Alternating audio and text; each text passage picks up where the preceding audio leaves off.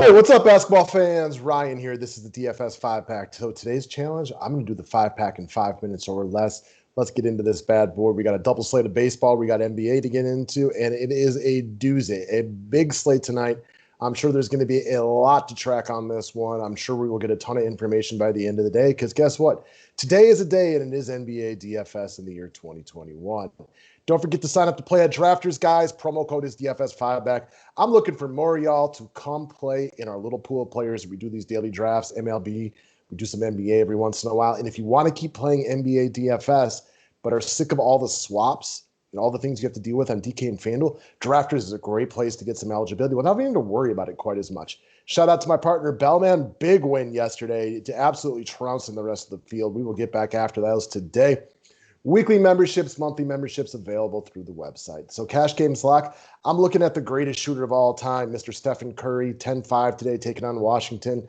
Plus matchup right here. Two teams dying for wins. I like both point guards in this game. I'm sure a lot of people will like both point guards in this game. Expecting to be high owned. Quite frankly, the greatest shooter the world has ever seen is just frankly all sorts of on fire right now. And the Warriors, they better keep on winning if they want to make it to the playoffs. So get Steph Curry in your lineups and move on from there. Next up, let's talk about the Indiana Pacers. So we got no Jakar Sampson, no Miles Turner, no Domantas Sabonis. Goga is questionable. If Goga plays and starts, he should be a priority for you, especially in cash games, but probably in all formats. I'm talking about O'Shea Brissett right now. He's 3,100. He gets a great matchup tonight with the Oklahoma City Thunder, who are all types of terrible. Been running out of JV squad. I mean, they were bad to start the year with Shea being their best player. They don't play Horford. Shai hasn't played in forever. It's a great matchup for Brissett. They just signed him to a 3-year deal, so clearly they feel comfortable with what they got right here. If Goga is out, he's a lock for me. If Goga plays, he's still in play. Next up, let's talk about Xavier Tillman. So high-owned guy the other night, and let me tell you, boys, you needed him. More than 10x with that double OT game. He is still wildly in play today at a higher price tag, but not substantially higher, only 4,200. We know Kawhi Leonard's not playing tonight, and quite frankly, guys, it's the Clippers. I wouldn't be shocked in the slightest to see Paul George out today, which could also open up a bunch of value on the Clippers. And I like Tillman no matter what, but I love him if Paul George doesn't play and he's running out there against the JV squad. Jonas is still out tonight. This is why Tillman is in play. Triple J could be back today, Jaren Jackson Jr. But even if he does play today, you can't really imagine him playing minutes. And what was encouraging to me is they played Tillman over guys like Brandon Clark last game. Very encouraging to see that. I feel very good about him once again. He is about a point per minute guy, and I think you should expect him to play 25-ish, maybe even 30 minutes tonight.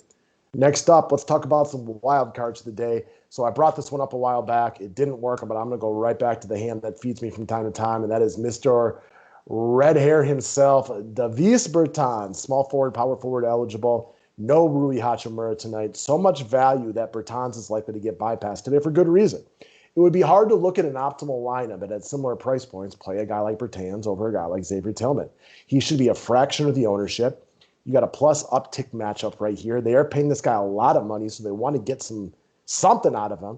And while he has slumped for a good portion of the year, he's not Steph Curry hot, but he's been a hot three-point shooter lately. He's got 27-plus DK points in 4 or 6, reached mediocre amounts of points in the other games. So check out Bertans at 4,300. What I can only participate will be low ownership.